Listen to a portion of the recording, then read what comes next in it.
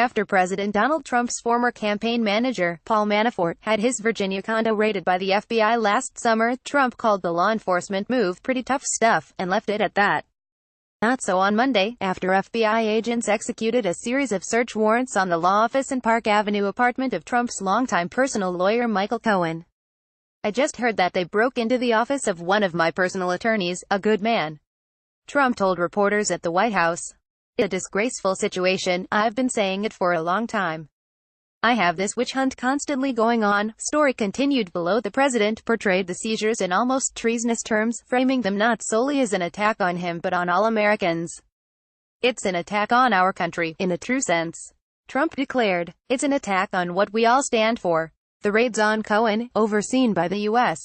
Attorney's Office in New York, strike deeper into Trump's inner circle than any of the myriad legal actions brought by Special Russia Prosecutor Robert Mueller, including the indictment of Manafort, who's pleaded not guilty and is fighting charges of fraud and tax evasion, and the guilty plea by former National Security Advisor Michael Flynn to a charge of lying to investigators. By signing up, you agree to receive email newsletters or alerts from Politico. You can unsubscribe at any time. Cohen is among the loyal cohort that worked for Trump long before his campaign and remains close to the president. He told Vanity Fair last year that he's the guy who protects the president and the family. "I'm the guy who would take a bullet for the president." An attorney for Cohen, Stephen Ryan, said earlier Monday that federal investigators had executed a series of search warrants and seized records following a referral from Mueller. The FBI action on Monday came amid a swirl of questions about Cohen's role in a variety of matters related to Trump, including a pre-election payment of $130,000 to an adult film star who claimed to have had an affair with Trump a decade earlier. Cohen's activities have also come under scrutiny by congressional investigators looking into possible collusion between the Trump campaign and Russia. The range of locations the FBI raided on Monday in looking for Cohen's records was not immediately clear. News reports said Cohen's law office at Rockefeller Center in New York was raided, as well as his Park Avenue apartment. Vanity Fair also reported that agents entered a hotel room Cohen had been using at the Loews Regency Hotel in Manhattan. In addition, a Washington law firm Cohen had been working with until recently, Squire Patton Boggs, told Politico that its relationship with Cohen had ended but confirmed that investigators nevertheless contacted the firm about a search warrant for Cohen's records.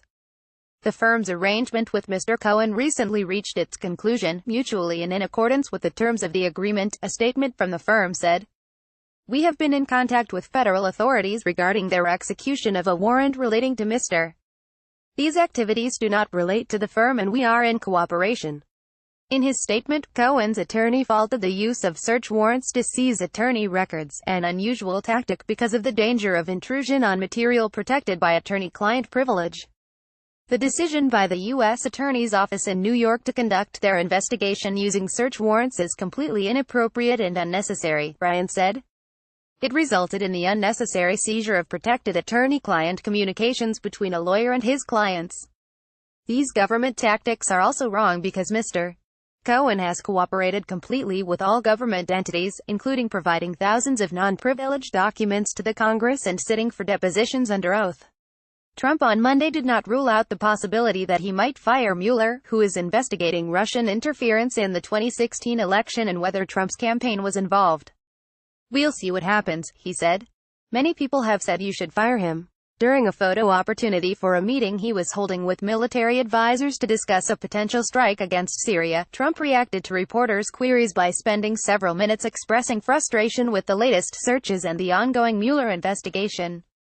Trump reiterated accusations of political bias on the special counsel staff and expressed dissatisfaction with Attorney General Jeff Sessions and Deputy Attorney General Rod Rosenstein. "This is the most biased group of people. These people have the biggest conflicts of interest I've ever seen," the president said. "Democrats all, or just about all, either Democrats or a couple of Republicans that worked for President Obama," Trump said. "They're not looking at the other side. They're not looking at the Hillary Clinton, horrible things that she did and all of the crimes that were committed." The president also repeated his view that Sessions betrayed him by taking the Attorney General nomination without disclosing that he would recuse himself from the investigation into alleged collusion between the Trump campaign and Russia. "He made what I consider to be a very terrible mistake for the country, but you'll figure that out," Trump declared. The search warrants for Cohen's records were almost certainly approved by Rosenstein and other senior officials at the Justice Department. Rosenstein has said he is keeping close tabs on Mueller's investigation. In addition, due to the sensitivity about attorney-client records, Justice Department regulations require that search warrants aimed at a lawyer be approved by leadership in the department's criminal division. Attorneys closely following the Mueller probe described the development as worrisome for Trump. "This is an incredibly aggressive move," said Ross Garber, a government investigations specialist with the law firm Goodwin Procter. "I would be very concerned if I were the president and Mr. Cohen. Senior DOJ officials must think they are on very footing," Garber said. Cohen's comments that he acted on his own behalf when arranging the $130,000 payment to Daniels and Trump's statement that he was unaware of the payment raised the possibility that the payment was not part of the attorney-client relationship. Comments to the press by both President Trump and Michael Cohen cast doubt whether Mr. Cohen's communications and actions were part of legal representation of Mr. Trump or his organization, or instead had some other context or purpose. This raises significant questions about whether the attorney-client privilege or attorney work product protection applies, Garber said. Spokespeople for the U.S. Attorney's Office and the FBI did not immediately respond to requests for comment on Monday's raids, which were first reported by the New York Times. A spokesman for Mueller's office declined to comment on the raids, or Trump's criticism of the special counsel's team. The current head of the U.S.